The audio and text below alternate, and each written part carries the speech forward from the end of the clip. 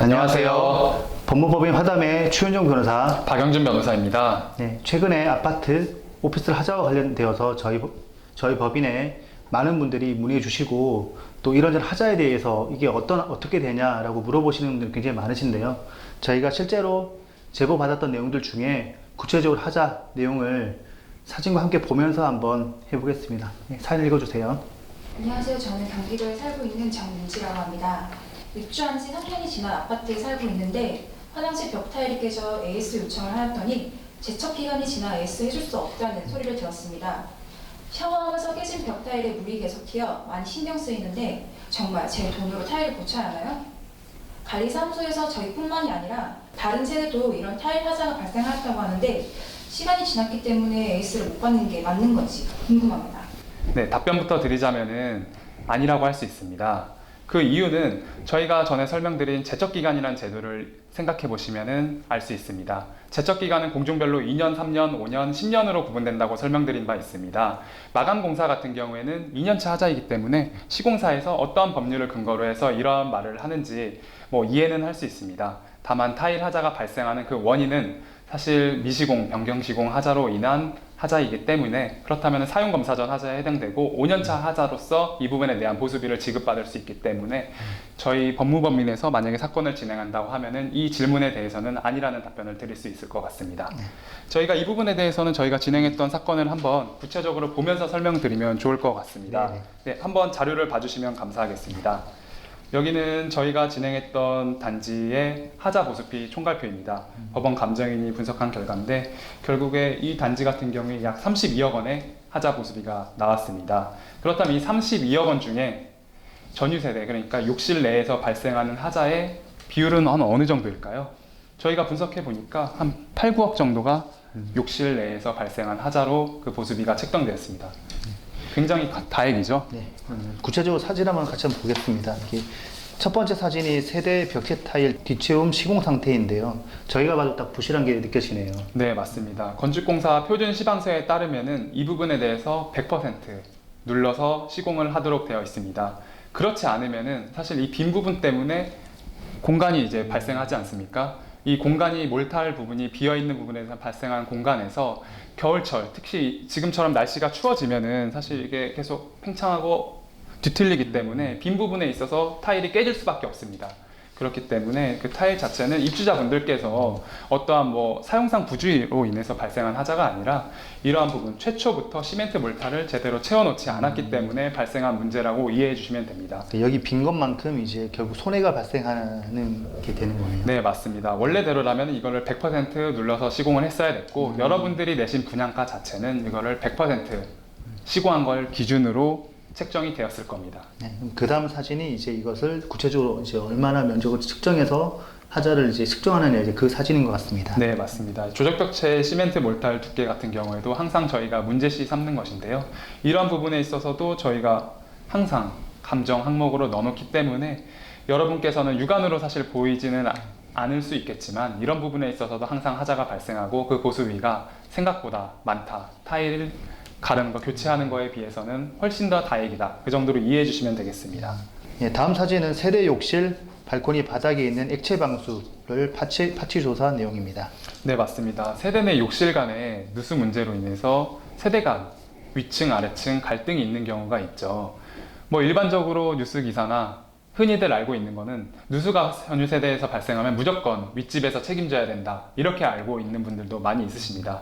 다만 그거는 사용자의 부주의로 발생한 누수이거나 아니면은 세대 내에 직접적인 누수 원인이 발생했기 때문에 아랫집에 피해를 줬을 경우의 얘기고요.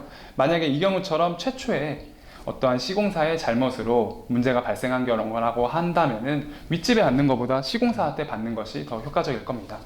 이런 액체 방수가 제대로 시공되지 않았기 때문에 발생하는 문제가 앞서 말씀드린 것처럼 욕실 간의, 세대 간의 누수라고 할 수 있습니다. 네, 다음 사진을 보면 세대 욕실 발코니 등 바닥 액체 방 두께를 측정하는데 측정하는 이유는 뭔가요? 네, 이 부분에 대해 측정하는 이유는 액체 방수를 측정하기 때문입니다. 이 액체 방수의 두께가 중요한데요. 말씀드린 것처럼 건축공사 표준시방서에서는 최소 4mm 이상의 방수 두께를 표준화시키고 있습니다. 그런데 저희가 해본 거의 대부분의 단지 같은 경우에는 3mm조차 채울 수가 없죠. 사실 이 3mm도 되게 부족한 부분이 있습니다.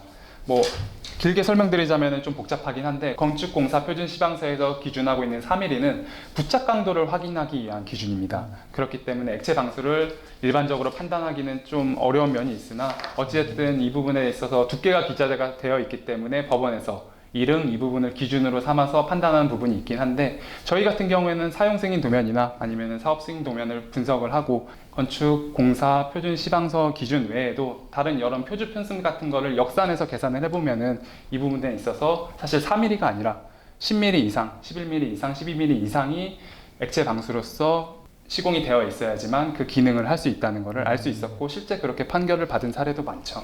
지금 의뢰인분께서는 단지 화장실 벽탈이 깨져서 AS 요청을 했는데 하자가 어떠냐 물어봤지만 실제 전문가가 들어가면 실제 있던 걸 다 파출을 해서 시방서에 있는 내용들이나 실제 아니면 구조적으로 문제가 있는 그 기준에 미달하면 다 하자가 될 수 있다. 네, 맞습니다. 그렇게 되면 이제 좀 더 하자로 보수받는 비용이 더 커지게 되는 건데요. 네, 맞습니다. 규모가 얼마 정도 되나요? 하자 비용과 관련된 부분들은요? 네, 제가 앞서 말씀드린 것처럼 제가 이 설명드린 단지 32억 원의 하자 보수비가 나왔는데 전유세대 욕실 부분에서만 8억 원 가량의 하자 보수비가 나왔다고 설명드렸잖아요. 여기 같은 경우에 지금 자료를 보시면은 욕실 내에 이제 액체 방수 바닥 부족 시공만 1억 4,200만 원, 벽체 같은 경우에 3억 3,500만 원이 나왔고 세대 발코니 대피 실외기 바닥의 액체 방수 성능 부족도 1억 7,800만 원 가량의 하자 보수비가 나왔습니다. 굉장히 다행이죠.